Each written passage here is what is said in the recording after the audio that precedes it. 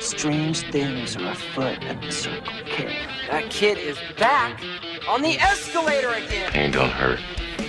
Here's my boomstick! Game over, man. It's game over. Welcome to the Bargain Bin. He is your host, Ben Mason. And he is your co-host, Sandra Luketic. And today we're talking 1984's Trancers. We assume if you're listening to this episode, you've already seen the movie. And honestly, I'm pretty sure anybody listening to this has not seen this movie. I'm sure there's a few people. It's a, what would you call it, cult classic? Debatably so, yeah. Cult classic in the sense that anybody that loves Full Moon Pictures or Empire or Wizard would know it, and that's pretty much it. But the cult following that could exist for this would come from Charles Band, the director, who started Wizard and paired with Empire, I believe, or maybe vice versa, and eventually created Full Moon Pictures that created one of your favorite movies, Demonic Toys. That's not my favorite movie. Oh, yeah. No. Yeah. No. And this movie, starring Tim Thomerson, also starred in another series of Full Moon movies called Doll Man, where he's transported to Earth, and then we discover that this cop character is actually only a foot tall. So it's a gimmick right off the bat, but the reason I bring this up is the third movie in that series, I believe, is Doll Man versus Demonic Toys. So get ready for that, because that's definitely coming down the pipeline. No. All right. You have not seen Trancers before. You did not know anything about Trancers before? I wouldn't have even been able to tell you the name of this movie before. I might have said it was Tracers. Okay. Anybody who hasn't seen this that grew up in the 80s or even early 90s would probably recognize the box art, and that's what turned me away from it, because it looks almost like it was hand-drawn, and it just doesn't seem like that's what you want from a futuristic science fiction action movie, which this really is not. Okay, I know that movie, like, posters and box arts don't always give away, like, what the movie is. This is terrible. It's awful. Like, it is horrible. It has nothing to do with the movie whatsoever. And, like, on the cover, I'm assuming that's supposed to be Tim Thomerson. Yep. Is wearing a helmet.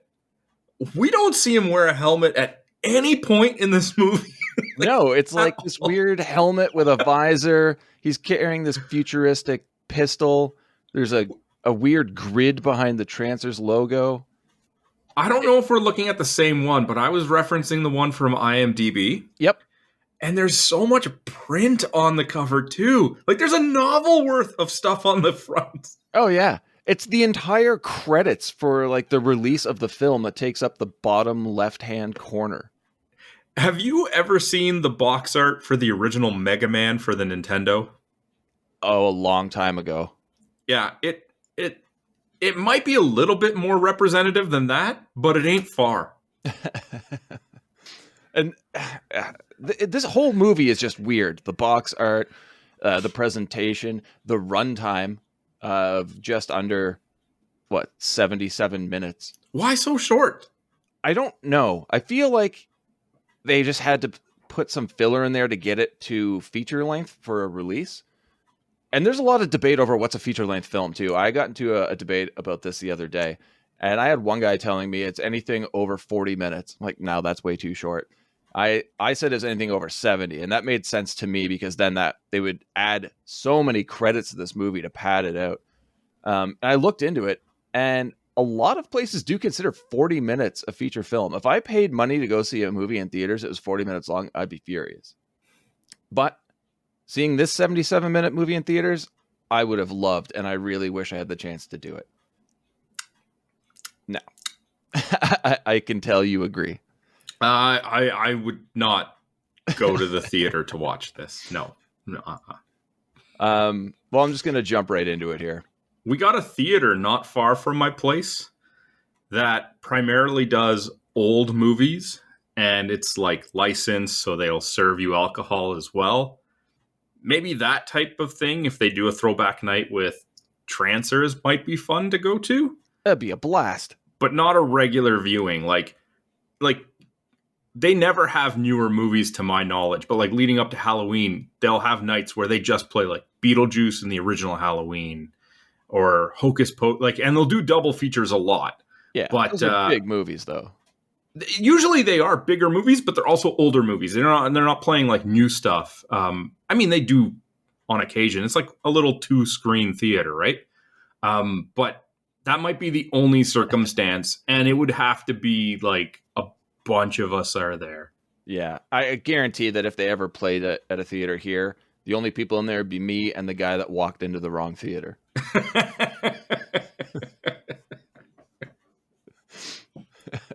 All right, let's get into this movie because there's so much plot to go over. So much.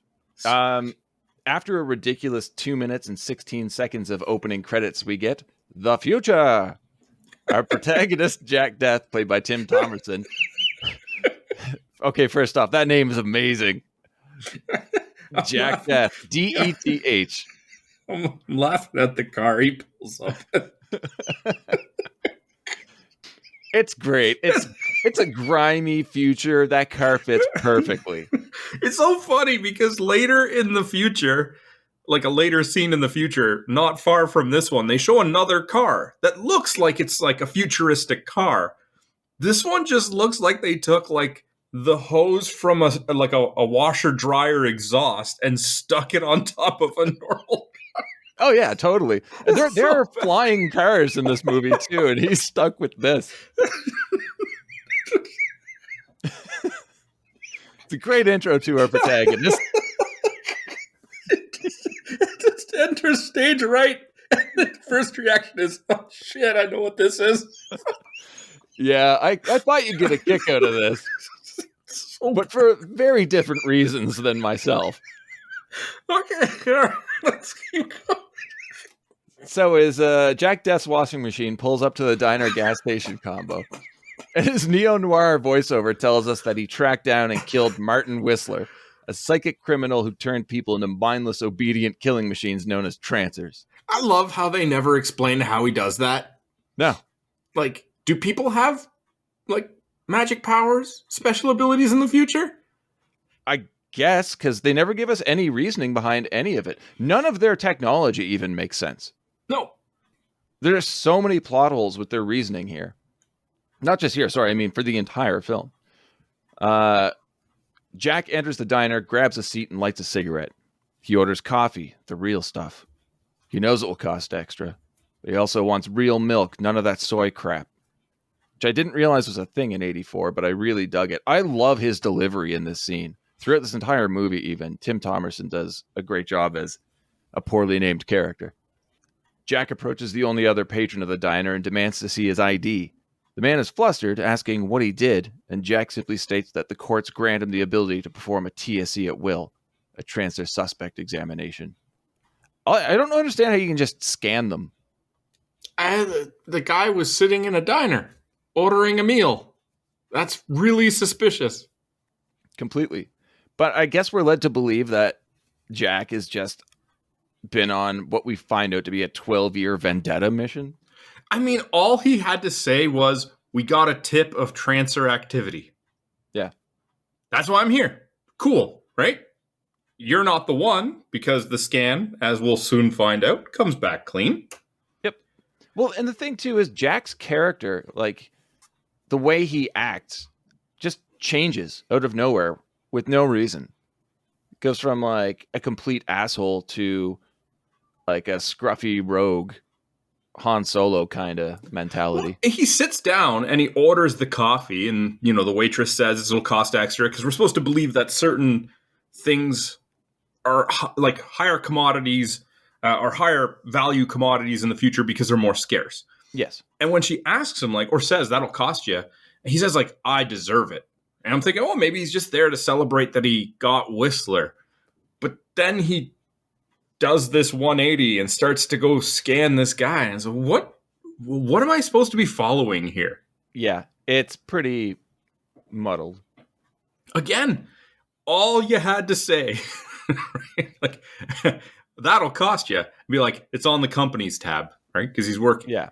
And then you can't scan me without a warrant. And he's like, we got an anonymous tip on Trancer activity. And that's why you can do a random, search or whatever, right? Yeah. All it would have taken is like 10 extra words in some of these. You use stuff like this to pad it out to 78 minutes, man. Like, what are you doing? But Jack Deth is a brooding, badass rogue. That's not his way. Well, I mean, you can still do that with his actions that go beyond his motivations. He's there because he's still like a trooper at this time. I'm surprised you care so much. Okay, keep going. The customer demands a warrant, and Jack simply pulls his gun on the man. He complies, passes the test, and warns Jack just as the diner's server swings a butcher knife at him. The man grabs Jack's arms, trying to stop him from shooting the woman, but she's a trancer. Okay. She jumps on the detective as the customer flees and sets off the trancer alarm, notifying the police. And this is their first bit of what I've noticed repeatedly throughout the movie is for such a low-budget film, it has amazing music. Every bit of music cued in this fits perfectly with the scene. Well, I'll tell you where they took the money from. It's the makeup budget, because these trancers look terrible. Oh, they're awful. And none of them really look the same, so I think they're just winging it every time. Yeah, there's no consistency. One has spots, one turns blue. One's kind of yellowish. One guy just looks like he has cold sores. Like, Yeah. What do you do? I don't know. Maybe they don't try to explain it because they know there's no point. Yeah. This movie's so full of story plot holes that let's just ignore it. Pretend. If we don't acknowledge it, maybe other people won't. Sure. The trancer throws a pot of boiling water at Jack, but he blocks it with his jacket? Plausible, I guess? He tries to pick up his gun, but it's scalding hot from the water. I really did like that little detail. The server throws a knife at him and hits him in the leg. He manages to pick up his gun. Okay, so they just negate that. And shoots the woman, who drops to the floor, emits a red glow, and vanishes, leaving a human-shaped burn mark on the linoleum. I like that little thing. Yeah. Where they leave a burn mark, so at least you can have like a trail to indicate that it was. I was waiting for the time that they do that and the person doesn't disintegrate. I'm like, uh-oh. Slowly walk off the screen. The police arrive and we're introduced to McNulty, played by the amazing Art LaFleur. Yeah, what do you remember Art from? Because he's all over the place. Boy Meets World. All right. I was more so going to go with Field of Dreams or Cobra. Two movies I've never seen. You've seen The Sandlot. I have seen The Sandlot. Yeah, he was in that. It was a long time ago, and I don't think he had the biggest role, did he? The Babe. Oh, yeah, he wasn't a big part of that. Come on. I don't know. I haven't seen The Sandlot. You haven't? No. Oh. Well, it's a fun movie. All right. McNulty is Deth's senior officer, and there's obvious bad blood between them, which I don't really think is ever explained, but it's your stereotypical cop relationship. Especially considering like some of the things that McNulty says about Deth almost immediately after. That Deth says to McNulty. Jesus. Apparently, Jack has been dodging his assignment and instead has been hunting trancers. They argue, and Jack says, yeah, they got Whistler, but somebody has to go around and take out the strays. McNulty presents the classic cop scenario of, do your job or you're fired. And Jack throws his badge on the ground and drives off. So at least we know at least that's not a police car he's driving. It's his own washing machine. McNulty then drops some exposition by telling another trooper that Jack was a good cop until a trancer killed his wife. Which I feel like later on in the movie when we get an explanation about what happened to his wife isn't exactly the case. But okay. What a plot hole. Let's just rewrite that bit. Get out of here. We cut to a beach the next day. Ruins of skyscrapers stick out of the water far from shore, further establishing the setting of this doomed future. They hang on this shot for way too long with nothing happening. It's fine. I love it. No, I'd say it's a good shot, but it took way too long. It's like, why am I just looking at this for like 30 seconds? Honestly, at one point, I thought they just stayed on one film cell, and that was just to like pad it out even more. You don't want to do that with plot or exposition. Plot? You need one for that. One of Jack's favorite pastimes is scuba diving through the decrepit ruins, now known as Los Angeles, and trying to find souvenirs of times past. Today's haul, a few hubcaps, and a Sunset Boulevard street sign. In surprisingly good shape. Very good shape for considering coming up on 300 years. Yeah. McNulty and guards show up at the beach and give Jack a summons from the counselors. He wants no part of it, but agrees to follow them once McNulty tells him Whistler is alive. He waits really long to say that. If you watch the scene, he says no thanks after, being told, well, this is the highest honor, getting a summons from the leaders, right? And Deth starts walking back into the water, and you just see, McNulty's walking behind him, saying nothing, and then waits until Jack dives into the water and is like, Whistler is still alive! And Jack somehow hears him? Yeah! Underwater? He's already underwater! You could have just told him. And he comes back up and takes the helmet off and just turns. Now, you're saying this was dragging on. I'll tell you how much it was dragging on. Normally, I'm trying to watch the movie and take notes, furiously typing at my keyboard. I had a chance to sit back and relax and just look at the movie play out. Right? I mean, you see McNulty walks to the point where it's like up to his knees in water. You could have avoided all this by just immediately saying, as soon as Jack turned around and said no thanks, Whistler's still alive. Yeah. Like, you could have gotten to him before he even put the helmet back on. Oh, yeah. Now, okay, now that you've seen Jack in a couple different scenarios, you've gotten a decent look at him. How old do you think Jack Deth is? Man, I have no idea. I was guessing 48, 49. He definitely looks like he's leaning on to the older years, yes. Yeah, 38. Now, do you think that they made him look a little bit older for the future scenes? Because, I mean, technically he's going into somebody else's body, one of his ancestors in the past. And I feel almost like they definitely gave him that scar. Yeah, the scar's gone. His hair is like a lighter color. It's grayer, a little bit dirty. Yeah, I feel like maybe they tried to make him look a little bit older for this because it would be easier to make him look older for smaller segments of recording than make him, through makeup, look younger for the majority of the movie. Yes, and I agree. But I had this thought after he was already back in 85. Oh, okay. Before Jack enters the building of the High Council, McNulty gives him back his badge and tells him to behave. Okay. I don't know why. Sure, yeah, sure. All right. Inside, Deth approaches the council desk, curious as to the absence of the third counselor. He's informed that Whistler had the counselor murdered a few days ago, and that's why Jack stands before them. The belief is that Whistler plans on killing the other two, and they need Jack to stop him.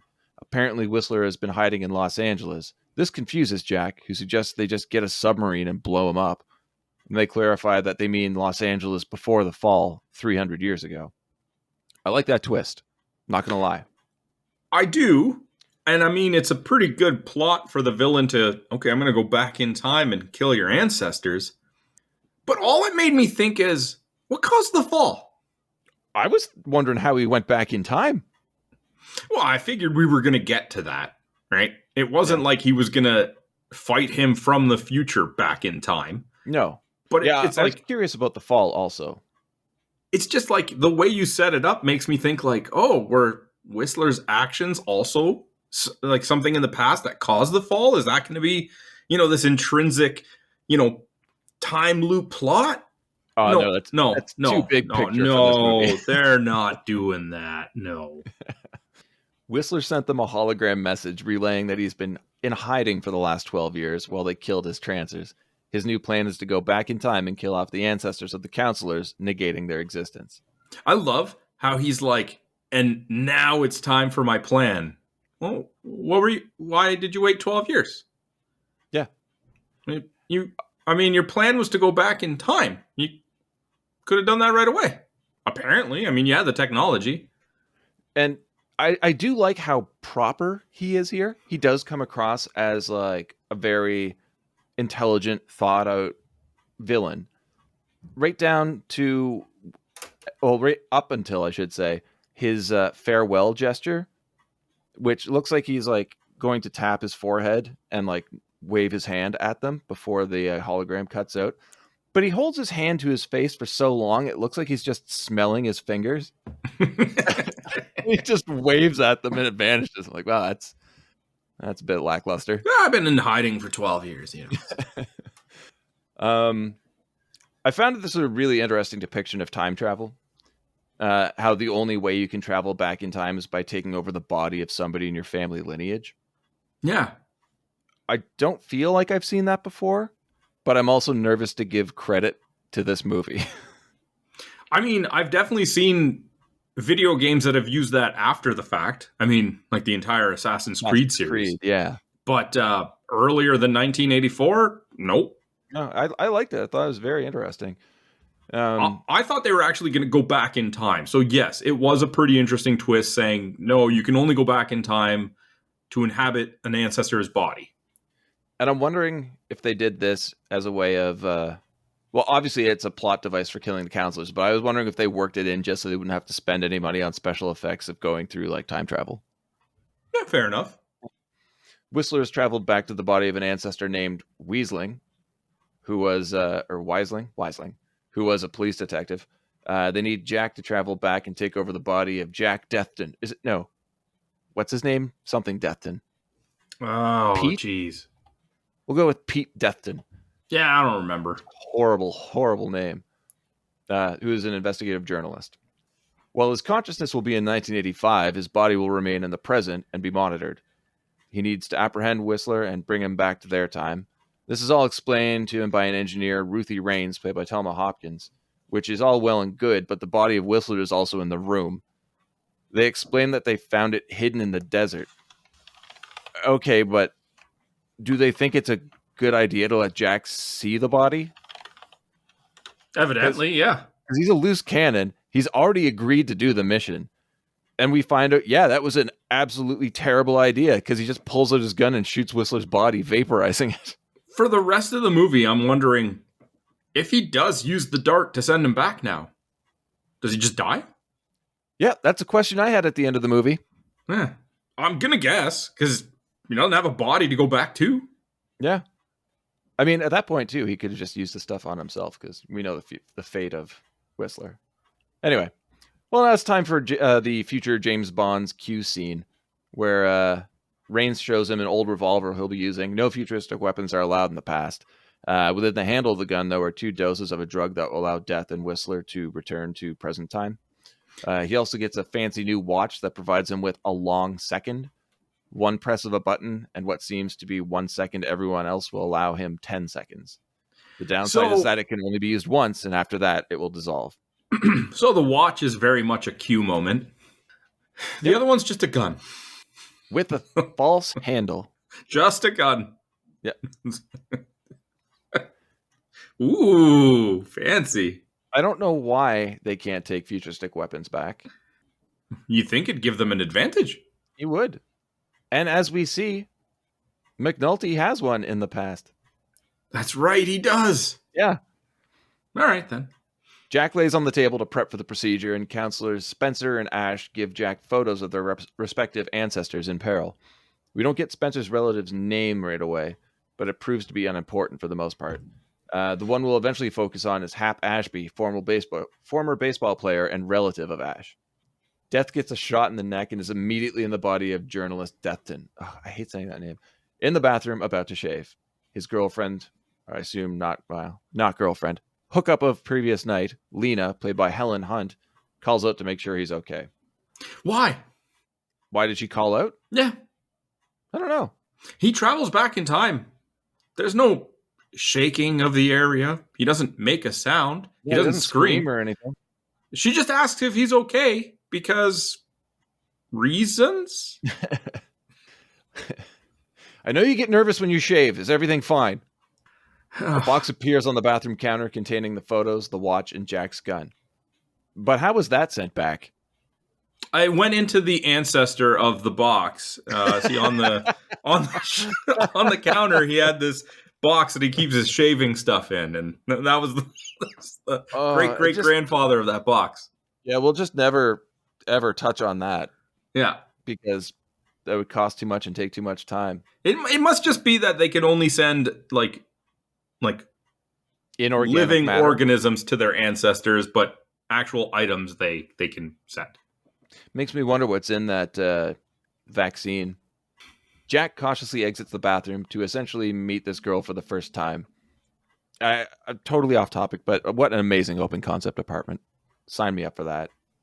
And what a trip for Jack.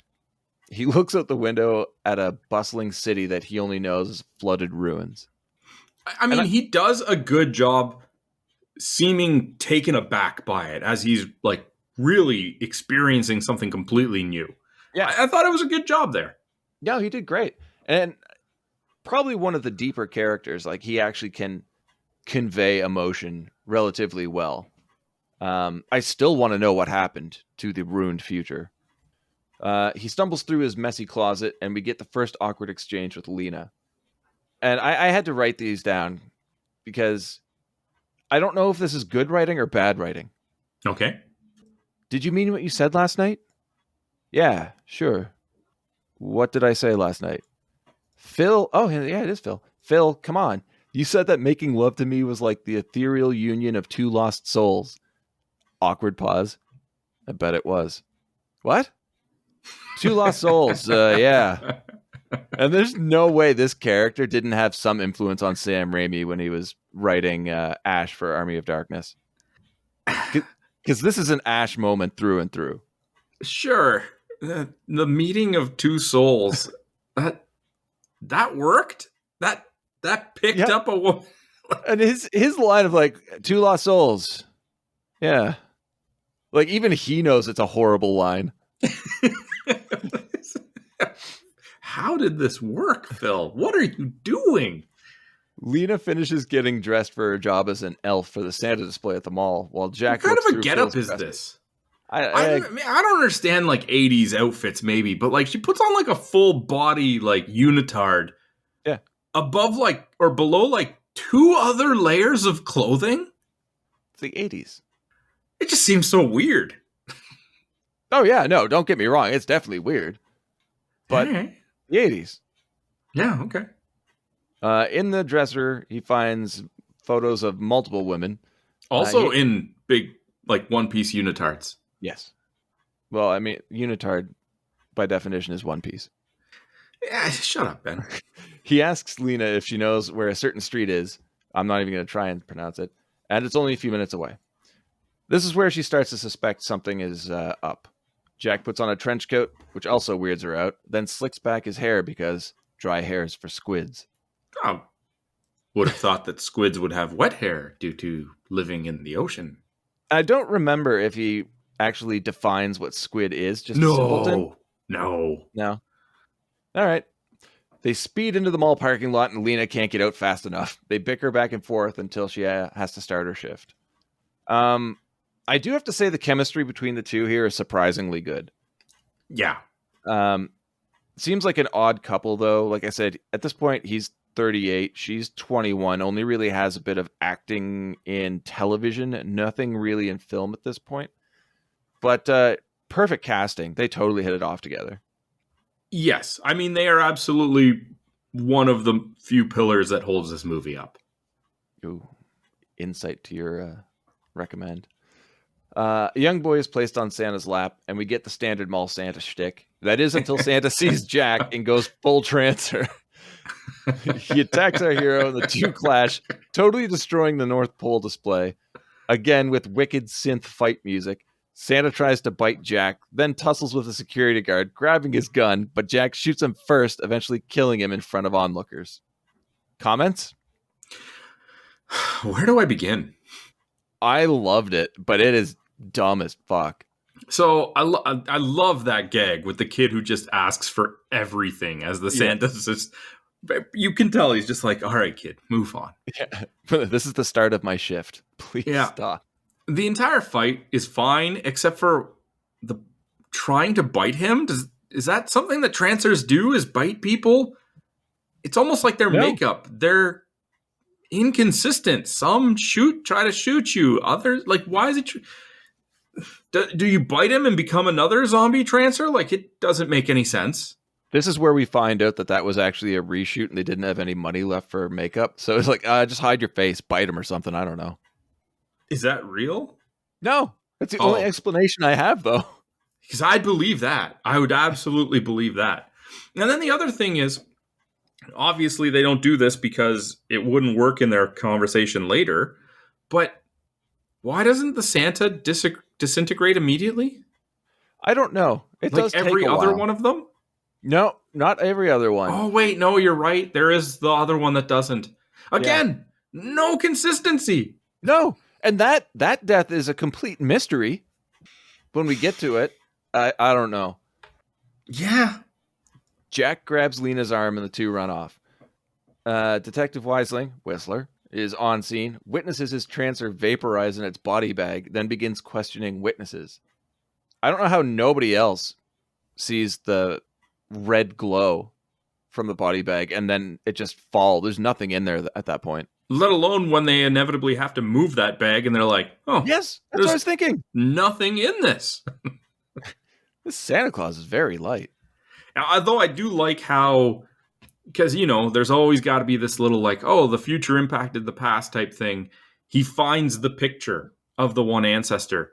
Yeah. Or the I guess, deputy cop finds it and hands it to him and even says there's an address on the back. And you're like, oh, would Whistler, Weisler, whatever, even know about him if Jack didn't bring that picture back with him? He would. It just probably would have to take him a lot longer. I was just trying to compliment it. Give me. Yeah. Jesus Christ. I know, you love this movie. Trying to be nice at every second you get. I don't remember that happening. In the car, Lena's trying to wrap her head around Jack's story of Trancers and being from the future. We find out that only squids, here we go, people with weak minds who are easy to control, can be turned into Trancers.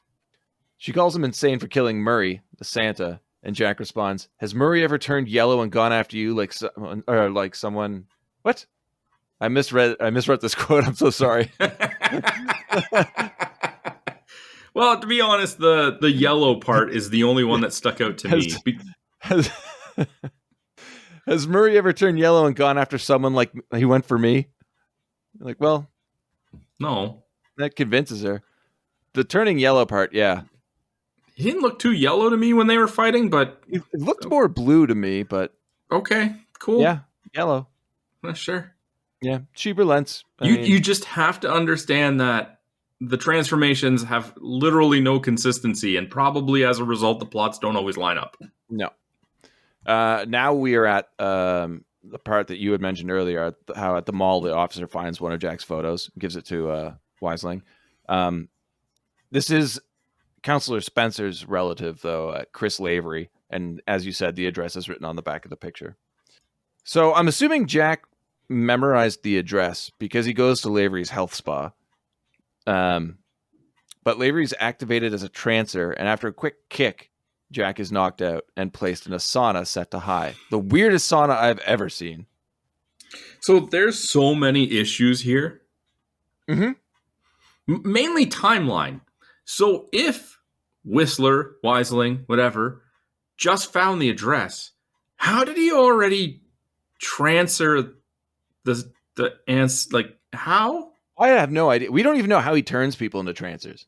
Does he have to have direct contact with them? Can he just look at them, think about them, know their location? And it seems like Jack and Lena drove immediately there. Yeah, which you would makes imagine. you think that if there's any sort of involvement required for making them Trancers, Whistler has already been there. Mm-hmm. That's the only explanation. And we know that's not the case. I also like how the thing that sets off, what did you say his name was? Chris? Chris Lavery. Yeah. I think the thing that sets him off is that, Deth says, well, somebody's going to try and come kill you. And he's, all right, let's go talk in my office. It could have been any cop that was like, yeah, we got a tip that somebody's after you. I guess the only other way that could work Was if Whistler gave him a heads up? If Whistler got to him already and was just waiting. How? I don't know. I can't explain this movie, man. He just got there. And this transformation has all these spots on him. He looks like one of the aliens from They Live. Why? I don't know. They ran out of makeup? Oh, we're getting low. Just do it in spots. During the ordeal, Lena steals the car. Oh! Just to come back. Okay. I forgot to mention, I really, really did like this part. Before he goes in, when he walks out of the car and very self-aware says to Lena, like, listen, you don't owe me anything. I don't expect you to be here when I get back, but I would really like it if you are. It was such a great transparent moment where he's like, I get it, right? Like, you have no obligation. Crazy. Yeah. It was a great way to say it. And I thought she wasn't going to drive away just based on the fact that he's like, he flat out said, if I leave, he understands. Maybe I should stick around because maybe he's a little bit more straightforward than I gave him credit for. Nope. But the first part where he tells her that, I thought was some of the best writing in this movie. Yeah. There are some pretty strong points in the script, but it really works with Thomerson's delivery. Yeah, they're just in little pockets, like the pockets of spots of makeup on Chris's face. And speaking of Chris, when Lena comes back...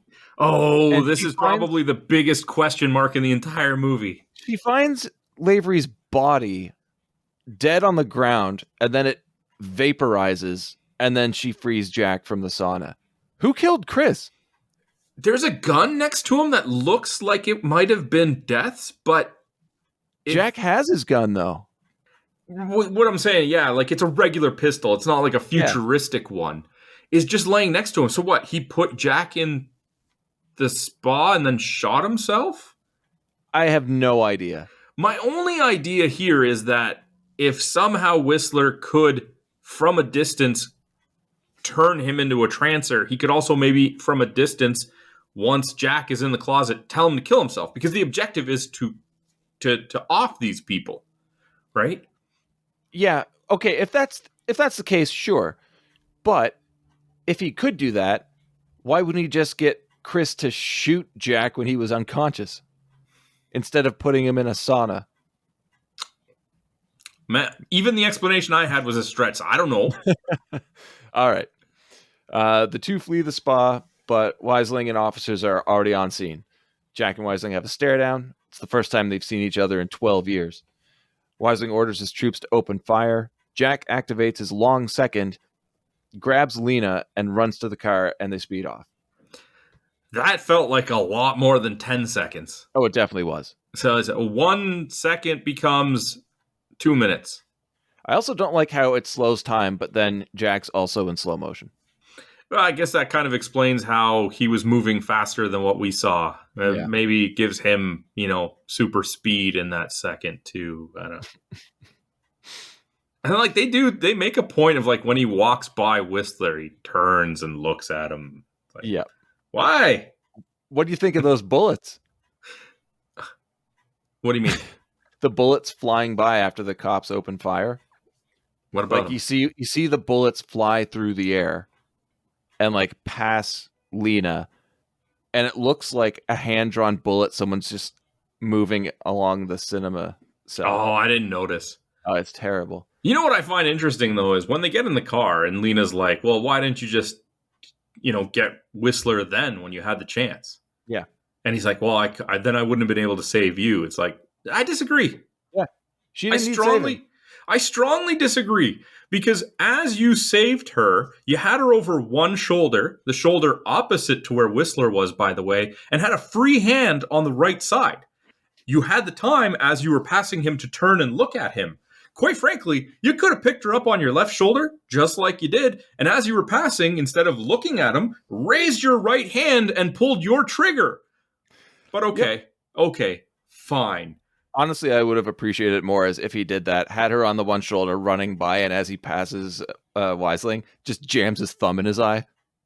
Yeah, like if they maybe showed that he didn't have he got disarmed or something. Exactly. But in the entire time that he was doing all of this running, and he's moving in regular speed, he could have reached down and grabbed his gun and shot Whistler as he passed him. He could have taken one of the other cops' guns.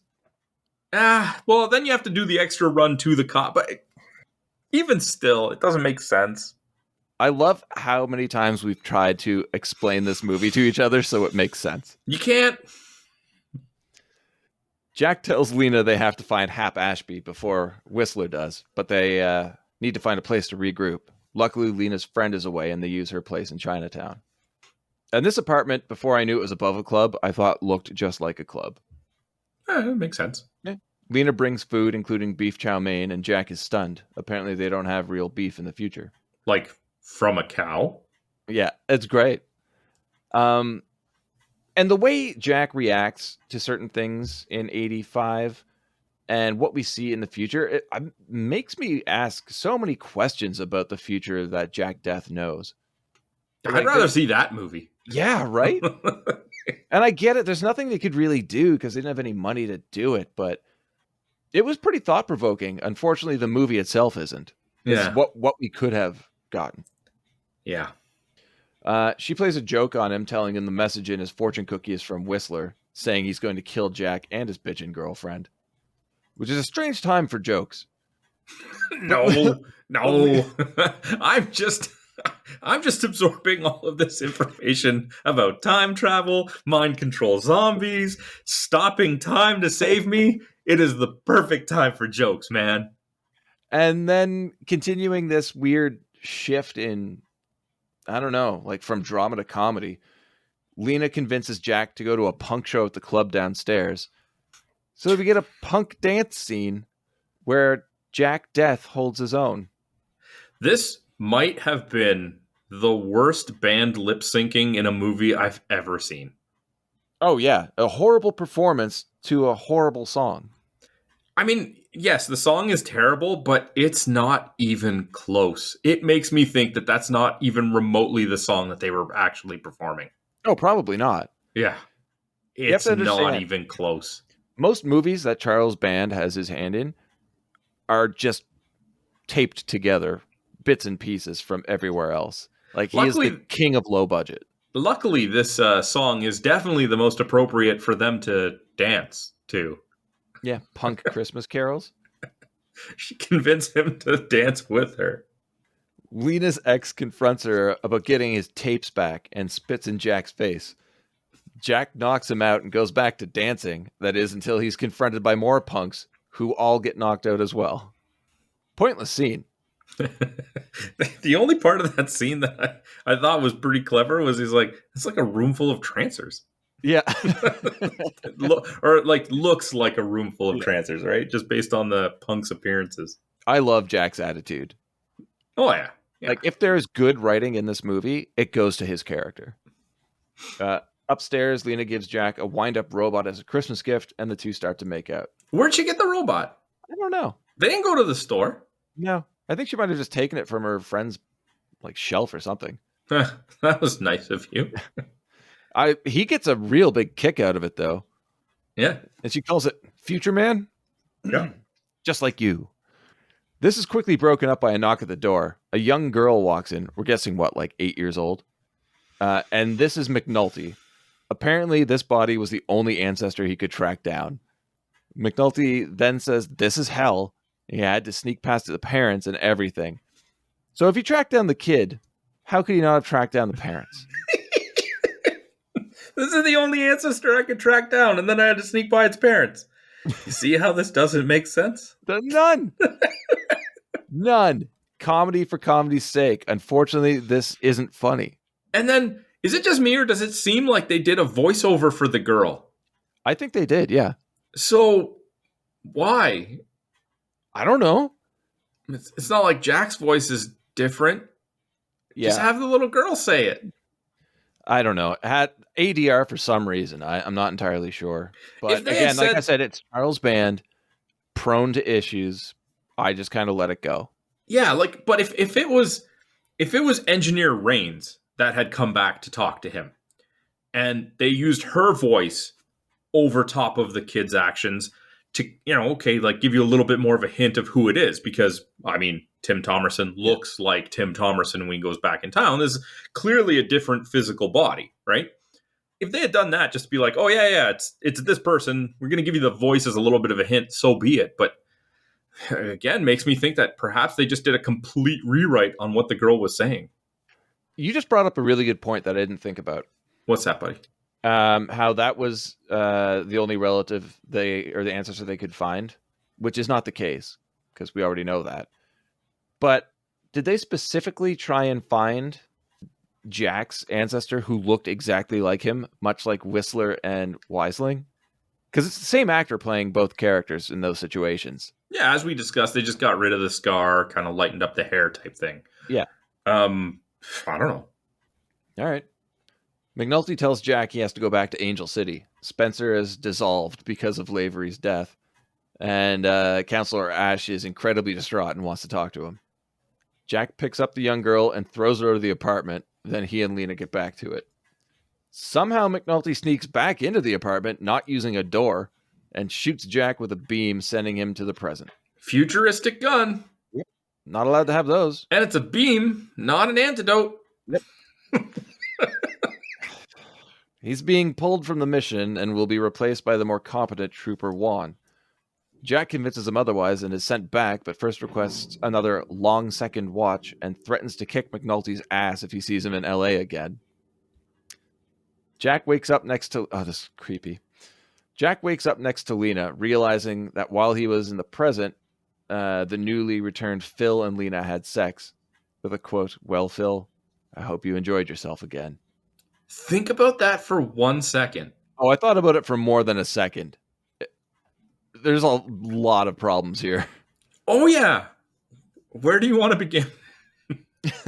I don't know. There's so many points. Just like mine is in the mentality of Phil, who, like, Jack even says at one point to Lena, I can't remember at what point in the movie, like, what happened to Phil? And it's like, oh, Phil's on pause type thing, right? Yeah. So Phil went from having shaving cream on his face, about to start shaving in his own bathroom, to in some random apartment above a club in bed with the same girl. And just decided, all right, here we are. Let's go with it. But we're also led to believe he is a womanizer because of all the photos in the top dresser drawer that Jack saw. It's still like, you think that just the going from being in front of a mirror shaving to in another apartment, regardless of the action, would at least throw you off there. You're like, what the hell is going on? But no, he's just like, all right, let's do this. Also, Jack looking under the sheets before saying the line. I was like, all right, okay. We get it. We would have gotten it otherwise, but sure. Why not? Add that to it. But it's also just creepy. Yeah. Because I highly doubt Phil's like, holy shit, Lena, what happened?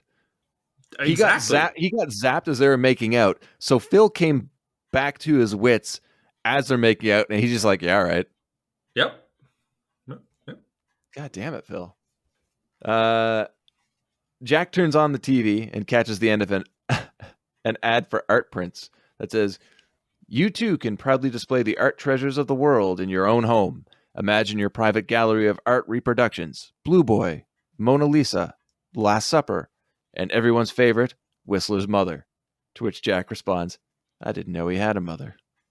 Well, no, see, genetics indicates that he does have a mother. That's how he got here. But it was a cute line. It's a cheap joke that doesn't make any sense. No, but whatever. I mean, okay, I'd have to admit, I did chuckle at it. I know it's incredibly stupid, but... I mean, they do a lot of incredibly stupid things throughout the entire movie. At least this one gives you a bit of a laugh. So go with it.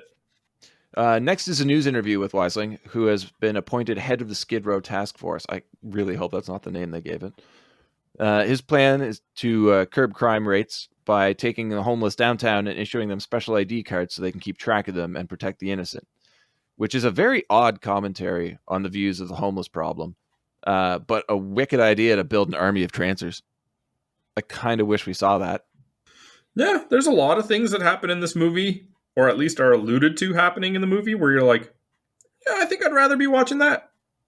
Yep. Well, Spoiler alert, that's pretty much the sequel. Well, the first sequel. Jack wakes up Lena and they head to Skid Row for what he's called the Hobo Roundup. Jack's replacement watch arrives on their way out and Lena hotwires 2 scooters belonging to her ex for transport. They encounter 3 homeless men and trade them candy for information on Hap Ashby's whereabouts, which leads them to a paper mill. Jack says that Whistler will know he's coming and wants to go in alone. Now, here's a question. They're hoping to get to Ashby before Whistler, much like they were hoping to get to Chris before Whistler. And they went directly from the mall to Chris. They've been looking for this guy for a while. What's leading them to believe they'll actually get there first? Plot. Also, why hasn't he gotten there first? Well, I'd like to think that they didn't quite know where Hap Ashby was. Like with Chris, they had an address written right on it. With Hap, they don't have any leads. But the address doesn't make any sense. The time frame makes no sense here. No, but I mean, at least with this situation, like they don't have a lead for Hap, so they're just looking. I don't even know how they know that they're looking for a hobo. Well, you could bring up that Whistler's psychic, which means he'd be able to find him anyway. That explains why he knew where Chris was. So the address on the back was meaningless for him because he's already been there. You think you'd be able to do the same thing for Hap? No, I think we're making this movie worse by trying to explain it. I think you're getting stuck on this one, dude. All right. He scopes out the mill as 2 police officers are sweeping through rooms looking for Ashby. He hides in a cardboard shelter, pretending to be a homeless drunk so the police will think nothing of him and move on. Well, they eventually realize they've been duped, and one goes back, cornering Jack and getting him to throw away his gun and watch. Because he said troopers. Yeah. Really? Weisling said, Jack says troopers. It's not like it's an uncommon term to use. Yeah, it's pretty weak. Yeah. But the officer's gone full Trancer at this point. But before he can kill Jack, he's shot dead by Lena. Which makes you wonder where his partner is. Yeah, I was curious about that.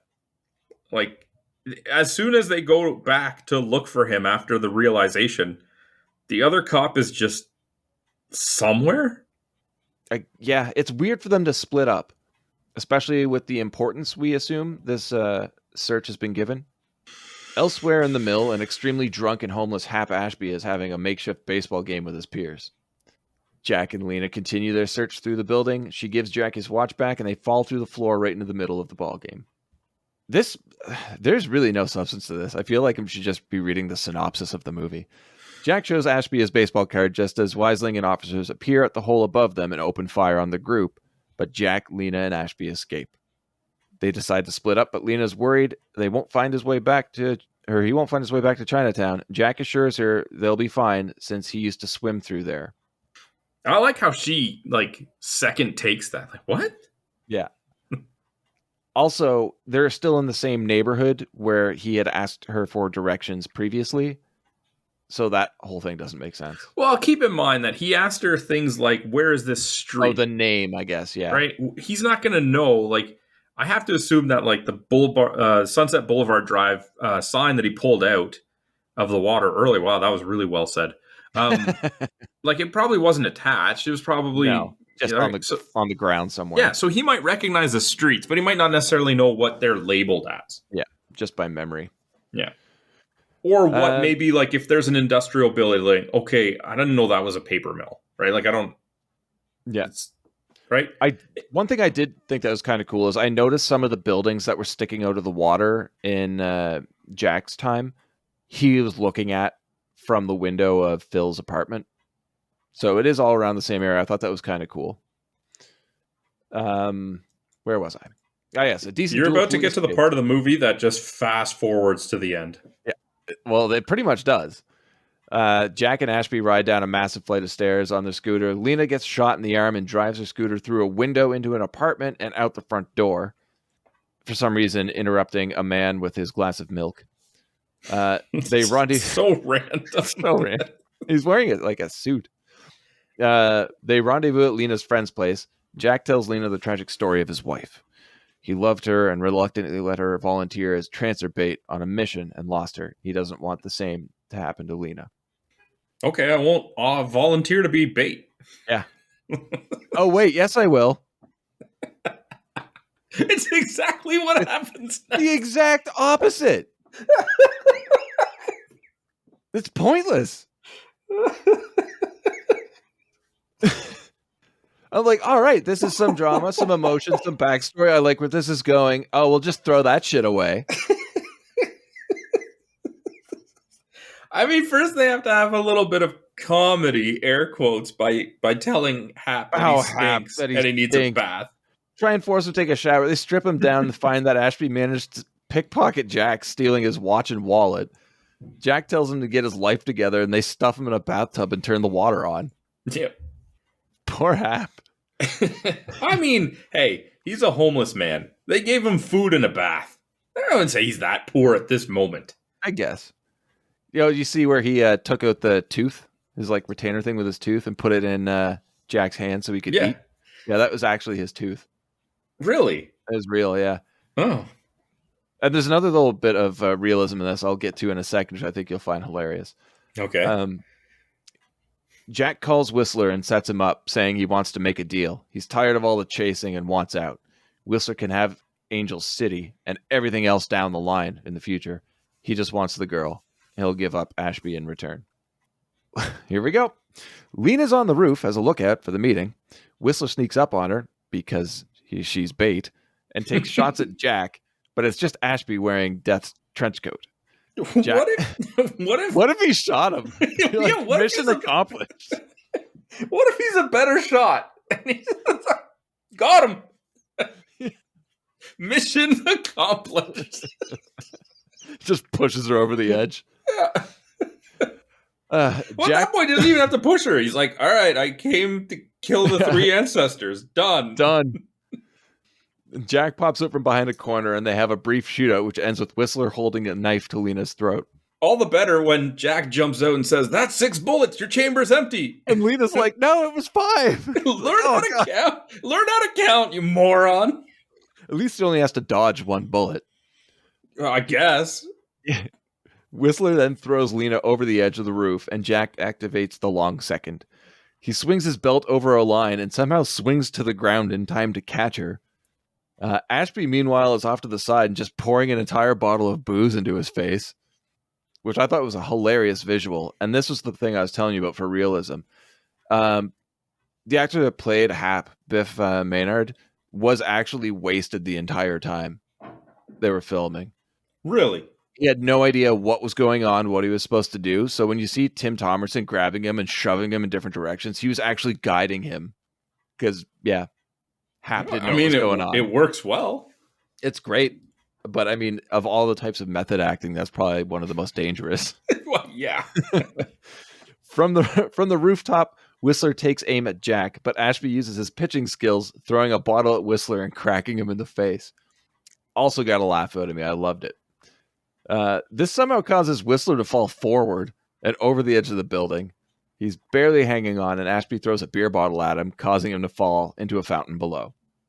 Jack holds him at gunpoint and goes to ready the vials of serum, but discovers one is broken during the fight. How? I don't know. It's not like I have no idea. The chamber opened. It's like he didn't crush the gun handle. But only one of them can return to the present. And we know which one is the only one. We've already covered this.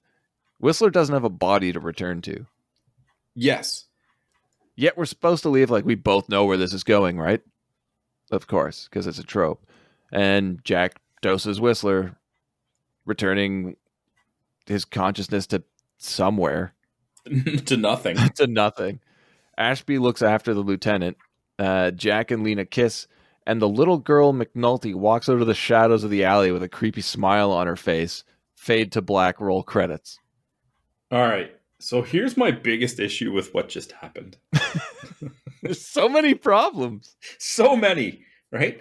But like the whole time, it's Whistler's like, oh, he has 6 children, whatever, right? Just trying to sympathy him an into innocent man, would you, Jack? Yeah. And what about Phil? Yeah. And Phil is supposed to be, based on the mechanics of this, Jack's ancestor. Yep. So It's does not exactly Jack take over his body and become his own ancestor? Yeah. Oh, it's very problematic. Which also makes, if we're to believe that like Lena is the spouse, also makes it his wife / great great great great great grandmother. I think so. All right. It's not creepy at all. Cool. And sorry, Phil, you're a piece of garbage, but whatever. You're now just permanently on hold. See you later, buddy. Oh yeah. Yeah, Phil's dead. Ashby, who was actually in the sequel, was pretty fun. My concern is for McNulty, because to spy on Jack and Lena, he's using the body of this child to wander the dark alleyways of Los Angeles at night. Do you not see a problem with that? He has a futuristic beam gun that apparently he could use to send Jack back without vials of antidote, but okay. It's just, the whole thing is weird. The whole ending doesn't make sense. No. I mean, if McNulty has a gun that shoots a beam that is able to bring them back to regular time. Yeah. Even without the vials, because one broke, you think that the kid would just shoot Jack with the beam, send him back. I guess go back home if he cares about the little girl, into a safe place, and shoot himself with the beam. You would think so. I feel like they crammed so many questions into the last scene of this movie to confuse you. They're like, all right, I think we got them. Let's just cut to credits now. Don't give them a chance to try and think about it. It's an experience, man. Okay. With this amazing feature, what do you think the budget was? See, lots of big makeup. That hose on the car must have cost at least $50. Don't forget the Santa Claus outfit. Oh, the Santa Claus outfit. Those aren't cheap and can't be found everywhere.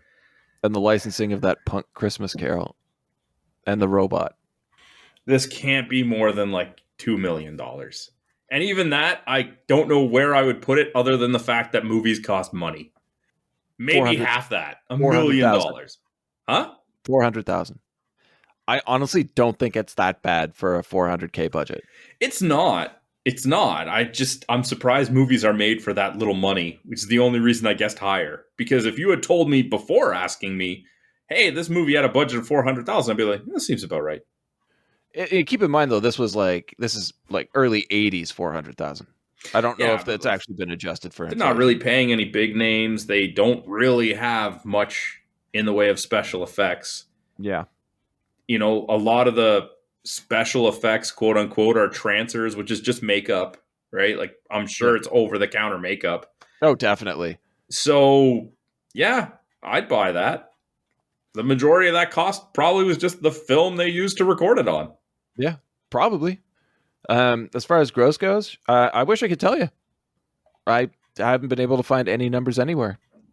Maybe it never came out. It might not have been a theatrical release. I mean, I highly doubt it was. But I know that a lot of Charles Band movies were made specifically direct to video. But it has become a cult classic. I mean, it's gotten multiple DVD releases, VHS releases. It actually had a special edition Blu-ray for the first movie, a Blu-ray box set for the series. So it's definitely made some money. I just couldn't find out how much. Okay. What surprised me more than that, though, were the ratings. Okay. What would you rate this movie out of 10? Now, I'm not asking for your recommendation, just what you saw and your experience. What would you give it? 5. Okay. IMDb, 6.1. Yeah, I'm not mad at that. And the audience score for Rotten Tomatoes was 53%. So they're right on par with you. Okay, yeah. What confuses me is the critics for the Tomato Meter gave it 86. What? Yeah. 86%. Okay. I'm confused. Spoiler alert, I like this movie. I would never give it an 86. Not even close. But I guess maybe more of our feelings will come out with the awards here. All right. So, who worst did you performance. have for the worst performance? Wait, do we start with worst or best? No, worst. Who'd you have for worst? The person I chose for worst performance is not a bad performer. They just didn't have anything to really work with. And I'm saying it's Helen Hunt as Lena. Really? Yeah. I really like Helen Hunt. I've seen her in things before this movie came out. I know that she can act. I've seen her in many things after this, like Twister and Mad About You. She can act. No question about it. She's just really flat in this movie. And then I looked at the character. Like, the character really doesn't provide any opportunity for acting. You just say the lines because you're really just there for Jack Deth's performance. Okay. I'm curious to know who you picked, though. I went with Michael Stefani as Whistler. Oh, really? I liked Whistler. No, Okay. I didn't. I did not. I thought some of his performances were a little over animated.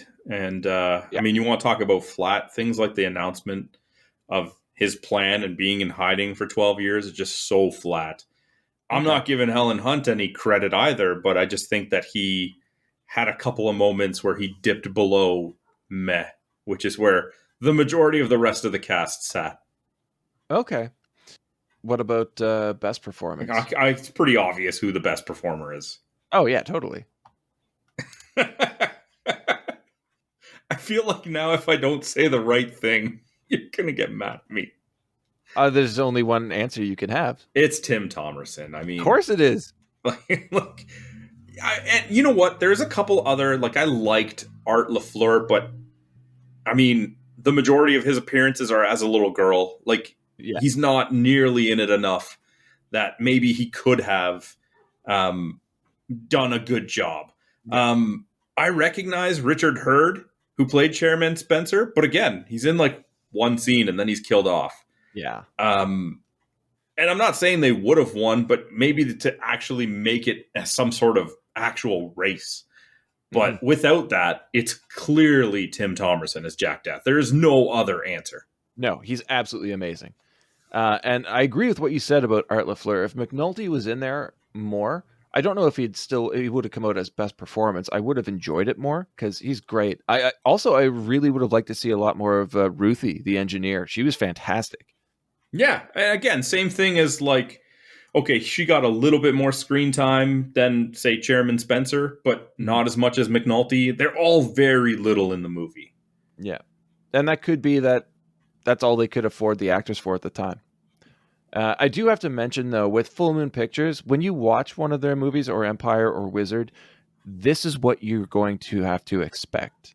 It's this kind of thing. And some people love this stuff.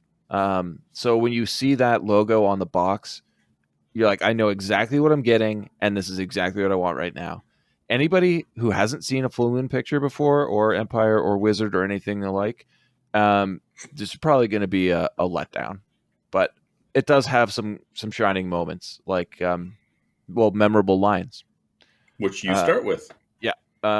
And for me, it's not a crazy, out of this world, amazing line, but it totally establishes the character of Jack Deth as like a loner and outsider. It's, I'm from another time, another world. I don't even know what you people eat for lunch. Which does come back when shortly after they have Chinese food, and she's like, here's beef chow mein or something. Yeah. And he's like, from a cow? Right? Beef. Like, it's like, because when you first hear it, you're like, well, that's kind of ridiculous. They eat food, right? Yeah. But they do throw back to that later by having this kind of insert throwaway line that does reinforce it. So, yeah, it's not a bad line. Yeah. And like we had mentioned earlier on, there are some decent bits of writing in this movie. Yeah. And absolutely. They're few and far between, but they're there. You're right about that. It's a bit of a slog. But what about you? Favorite or memorable line? So you probably think it's going to be the scene where he tells her not to leave in the car. Because I did. That's what I was guessing. Hey, you know what? It's absolutely a contender. But I went with a line that I probably found funnier than maybe I should have.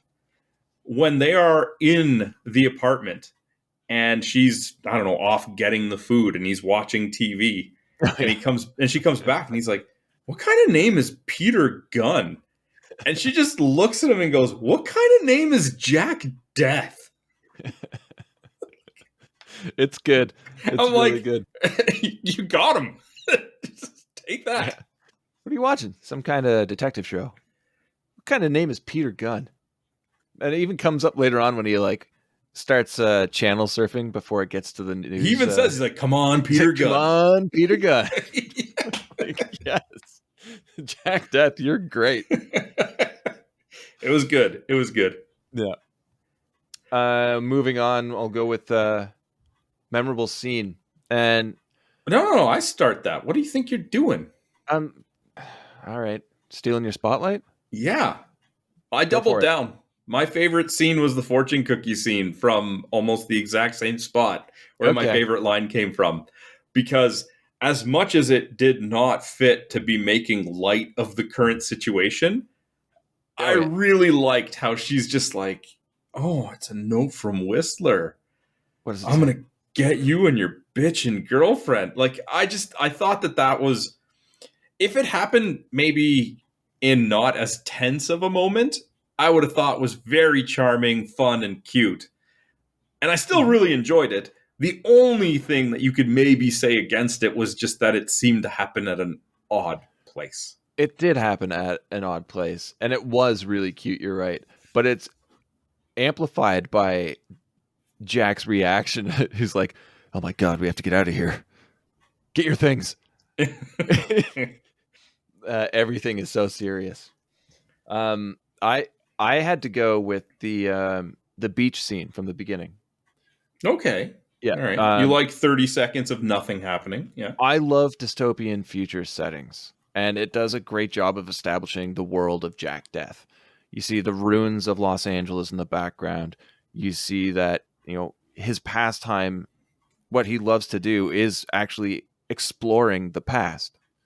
So it just kind of makes sense that he ends up getting, locked into this, time travel storyline. It's kind of heavy-handed. But I love those dystopian future settings, and they set it up very cheaply, mind you, but effectively. My only complaint with that scene, and I'm not going to dispute that it's not a great moment scene in the movie, is just that it serves to be one of the biggest highlights and earliest of giving me stuff that I'd probably rather be watching as a movie. Yeah, it is a really interesting scene that asks questions it will not ever answer. No. And they put it right at the beginning to leave you wonder. Yep. So yeah, that's a very good point. And like the only time that it comes back is kind of in the scene where she asks, like, "Do you know your way?" And he says, "Well, I used to swim through here." It's like, that's an amazing setup for just such a terrible nothing follow-up. Yeah. But again, in a vacuum, in and of itself, it is fantastic. Yeah. If you didn't know what was coming after that scene, I think that would be a great hype scene for a movie. Yeah. I do want to go back to our best performance. Okay. One thing that made me like Tim Thomerson even more is that up until this point, he was mainly a comedian. I don't know. I have no idea what he's been in. No, I'm just saying, like, he does a great job at holding down the lead in this movie, this badass rogue. But the majority of his history is comedy, like, and not just like comedic films, like stand-up comedy. Oh, yeah, So I didn't know that. It even makes his performance stand out that much more to me. Oh, cool. Well done, Jack Deth. Yes. Do I even need to ask if you would recommend this movie? I mean, yeah, if we want to stick to the format of the show, yeah. Yeah. But I usually go second for that. I think you know how I feel about it. No, I have no idea. It's a complete surprise. I absolutely adore this film, but I acknowledge it is not a good film. No. No. If you were to try and convince people that it was a good movie, nobody's buying what you're putting down. Nobody's picking up what you're putting down. It is definitely an experience that I think some people would really enjoy, but those people are few and far between. I just happened to be one of them and saw it at the right time. I actually really enjoy the first 3 Trancers movies. 4 and 5 are pretty rough. and Tim Thomerson's not even in the Number sixth one one. was pretty rough. Oh no, you don't understand. you think this is bad? Oh my god! I'm never gonna find out. No, I would never put you through that. I had to stop 4 and 5 repeatedly and just make sure I could put myself through that. Oof. Yeah, but I love this movie. It is difficult to recommend, but I think if anybody does go out and tracks it down, they might be pleasantly surprised, or they'd be horribly confused and very angry. All right. 100% recommend. Just had to throw that in there, eh? Yeah. It's all right. That's better than I thought you were going to say. I mean, your description of what people might react to it, either they enjoy it or they're really thrown off by it type thing, is kind of how I felt all at the same time. There are scenes that are enjoyable. There are scenes that just open more questions that will never be answered. So in the end, you walk out with like a 5 out of 10 experience of the movie. Like I said, you're just, all right, it was all right. It wasn't bad. It wasn't good. I think it's aided by the fact that it is such a short runtime that it doesn't feel like it's a slog to get through. I'd say there's not just that half the people will enjoy it, but most people will watch it and enjoy half of it. Yeah. Yeah, there's definitely no feeling of being given shit of a movie. Like, I don't think you're going to walk out of this hating it. I think you might walk out of it feeling somewhat cheated because of what was proposed and never delivered upon. That being said, it absolutely cannot be classified as a good movie. I'll give you that one. The people that will enjoy it will at least acknowledge that they're watching it for a very particular reason, and that's because they want to watch a bad movie that they can still enjoy. Oh yeah, don't kid yourself. It's not a good movie. Don't watch this looking for a good film. No. But watch it for a laugh and a great performance by Tim Thomerson. Yeah, it was all right. Yeah. Ah, that's a lot more positive than I expected. I'm glad. Yeah, I mean, some people might think of that as a negative, being this kind of middle of the road about a movie. Maybe they expect you to either be one way or the other, but yeah, it was very, middle of the road. So, yeah. Anyway, right. Ben. Yeah. That was a quick episode for a quick movie. Yep. Seems fitting. All right. Can't imagine that'll be the case next week, but what are we watching? Yeah, no. And we thought we had questions for this movie. We're going to have a lot more questions for the next one. But I think it will lead to some very interesting conversation because next week we're watching the 2014 horror As Above, So Below. My name is Scarlett Marlowe, and I'm a student in urban archaeology. 370 feet beneath this point is a hidden chamber that might contain a critical missing piece of our history. How are we supposed to get down there? Catacombs. There are 200 miles of tunnels right underneath our feet. They're holding the remains of 6 million corpses. Stop. This is the Empire of the Dead. These are human bones. We go through here? Let's do it. Keep it slow and steady, yeah? I think I'm stuck. Just breathe with me, please. It's okay. What was that? Is everyone okay? I think I am. What the hell do we do now, huh? We can't go back. We should just keep moving. Tell me we didn't just go in a circle. It's exactly the same. No, everything's upside down. What happened to the entrance? Wait, there's something here. Oh my god. What the hell is this? When I was a kid, we had a piano that looked exactly like this. I used to play it all the time. The A4 key was messed up. What's going on? Can you read that? According to mythology, that's the inscription over the gates of hell. And they should be made to crawl on their bellies to enter the kingdom of darkness. Did you hear that?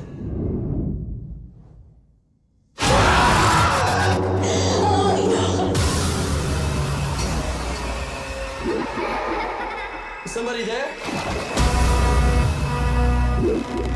What's happening to us? Dad?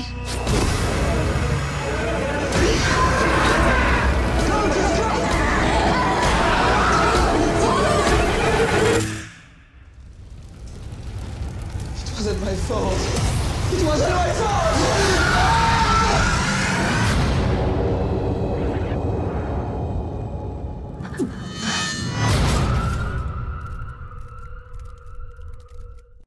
All right. Until next week, have a good one. All the best, guys.